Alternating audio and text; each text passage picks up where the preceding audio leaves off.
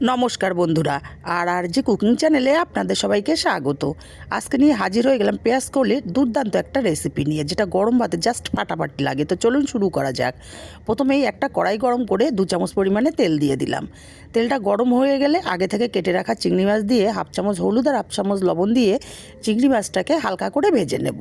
চিংড়ি মাছটাকে হালকা করে ভেজে নিয়েছি। এখন চিংড়ি মাছটাকে তেল ঝরিয়ে উঠিয়ে নেব। আর চিংড়ি মাছ বেশি ভাজলে শক্ত হয়ে যায়, ভালো লাগে না খেতে। চিংড়ি মাছগুলোকে উঠিয়ে নিয়ে এই তেলের মধ্যে দিয়ে দেব আগে থেকে কেটে রাখা লবণ হলুদ মাখানো বেগুন। আমি লবণ হলুদ মাখিয়ে রেখেছি, এতে করে কম তেলে বেগুনগুলো বেশ সুন্দর মতো ভাজা হবে। বেগুনগুলোকে লাল লাল করে ভেজে নিয়েছি, বেগুনগুলোকে উঠিয়ে নেব। আর বেগুনগুলো উঠিয়ে নিয়ে এই কড়াইতেই আমি আরও একটু তেল দিয়ে দেব। দেখুন, বেগুন ভাজার পরেও অল্প পরিমাণে তেল থেকে গেছে। আর একটু তেল দিয়ে 1/2 চামচ পাঁচফোড়ন দিয়ে দিলাম, আর বড় টুকরো করে কেটে রাখা আলু দিয়ে দিলাম। আলুগুলোকে নাড়াচাড়া করে লাল লাল করে ভেজে নেব। আলুগুলো ভাজা হতে থাক, ততক্ষণে মশলা করে নেব। মিক্সচার জারের মধ্যে দিয়ে দেবো 2 চামচ পোস্ত আর 2 চামচ দেবো সর্ষে।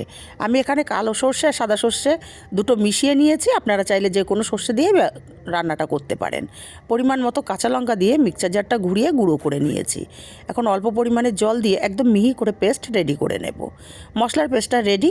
আর এদিকে আলুগুলোও বেশ লাল লাল করে ভাজা হয়ে গেছে।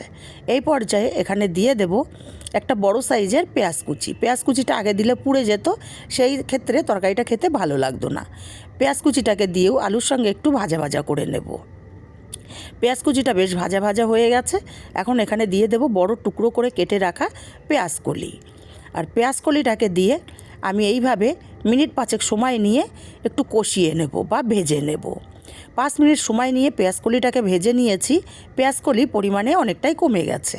এখন দিয়ে দিলাম স্বাদ মতো লবণ, 1/2 চামচ হলুদ, 1/2 চামচ কাশ্মীরি লঙ্কার গুঁড়ো, 1/2 চামচ ধনে গুঁড়ো, 1/2 চামচ দেবো জিরের গুঁড়ো। আর একটা টমেটো দিয়ে দিলাম 4 টুকরো করে কাটা। মশলার সঙ্গে পেঁয়াজ কলি আলুটাকে নাড়াচাড়া করে কষিয়ে নেব। একটু শুকনো শুকনো লাগছে, তাই এখানে খুবই সামান্য একটু জল দিয়ে আরও 2 থেকে 3 মিনিট সময় নিয়ে আমি পেঁয়াজ কলি আলুটাকে মশলার সঙ্গে কষিয়ে নেব। তারপর এখানে দিয়ে দেব পেস্ট করে রাখা সর্ষে, পোস্ত, কাঁচা লঙ্কার পেস্ট। মশলাটাকে দিয়ে আরও 2 থেকে 3 মিনিট সময় নিয়ে আমি কষিয়ে নেব পেঁয়াজ কলি আলুটাকে। এইভাবে 2-3 মিনিট সময় নিয়ে কষিয়ে নেওয়ার পরে এখানে পরিমাণ মতো জল আমি অ্যাড করে দেব। আমি এখানে জল দিয়ে দিয়েছি। এখন একটু নাড়াচাড়া করে মিশিয়ে দেব। আমার মনে হচ্ছে জলটা আরেকটু লাগবে, তাই আমি এখানে আরেকটু জল অ্যাড করে দিচ্ছি।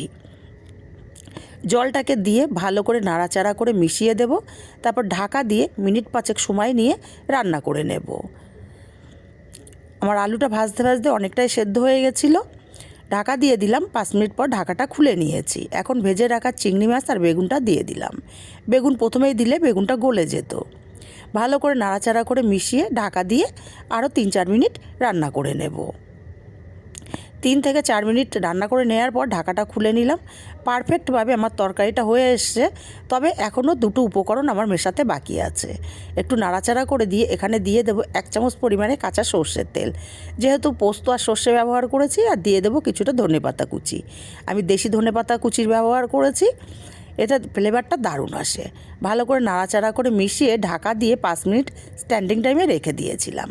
তারপর নামিয়ে নিলেই পরিবেশন করার জন্য দুর্দান্ত স্বাদের পেঁয়াজ কলির রেসিপি রেডি। রেসিপিটা কেমন লাগলো কমেন্ট করে জানাতে ভুলবেন না। ভালো লাগলে কাছের আত্মীয় স্বজন বন্ধুবান্ধবের কাছে শেয়ার করতে ভুলবেন না, আর একটা লাইক দিতে ভুলবেন না।